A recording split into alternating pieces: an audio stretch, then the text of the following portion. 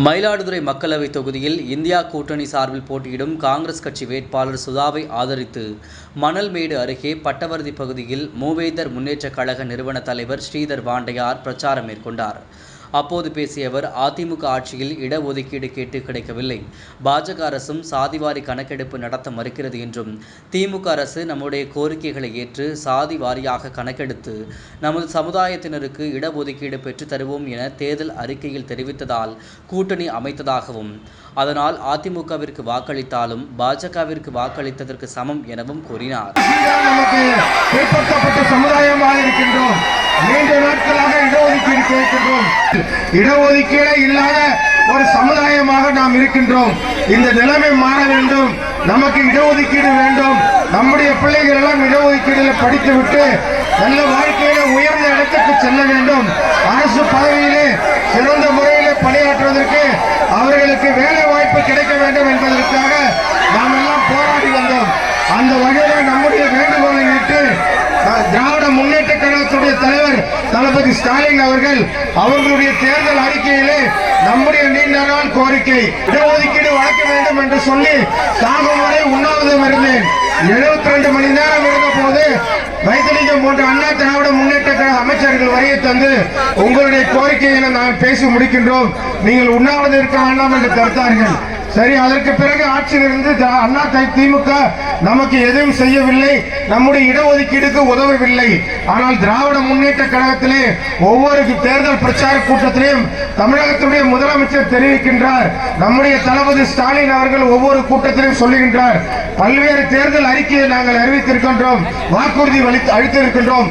அந்த வாக்குறுதிகளே மிக முக்கியமான வாக்குறுதி ஜாதி வாரியாக கணக்கெடுப்பதுதான் என்று நம்முடைய தளபதி அவர்கள் தெரிவித்திருக்கின்றார்கள்.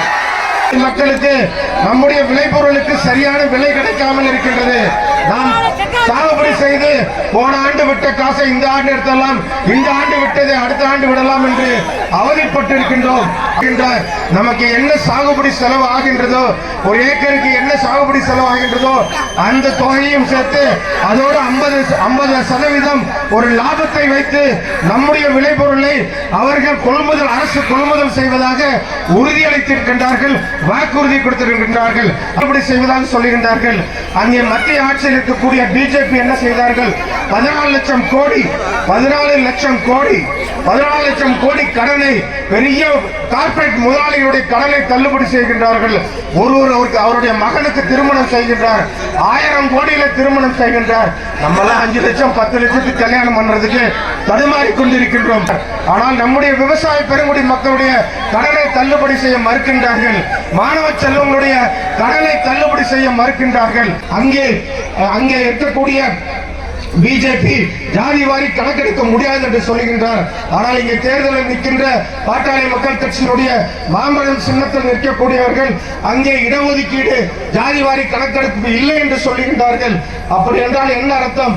பிஜேபிக்கு ஒரு ஓட்டு கூட நீங்கள் போடக்கூடாது என்று அர்த்தம், மாம்பழத்திற்கு வாக்கு அளிக்க கூடாது என்று அர்த்தம்.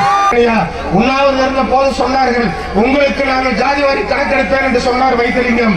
ஆனால் அது செய்யவில்லை. அண்ணா திமுக நமக்கு உதவி செய்ய முன்வரவில்லை. 40 தொகுதியிலே போட்டியிடுகின்றனர். அவர்களுக்கு யார் பிரதமர் என்ற பிரதமர் வேட்பாளர் இல்லாத ஒரு கூட்டணியை வைத்திருக்கின்றார்கள். டெல்லிக்கு சென்று யாருக்கு ஆதரவு தருவார்கள்? ஒரு சீட்டு கூட ஜெயிக்க மாட்டார்கள். அப்படியே ஒரு சீட்டு ஜெயிச்சாலும் டெல்லிக்கு போனால் யாருக்கு ஆதரவு தர முடியும்? இந்திய கூட்டணிக்கு ஆதரவு தர முடியாது. அங்கே திராவிட முன்னேற்ற கழகம் முன்னோடியான ஒரு இயக்கம். ஆகவே அவர்கள் யாருக்கு செய்ய முடியும்?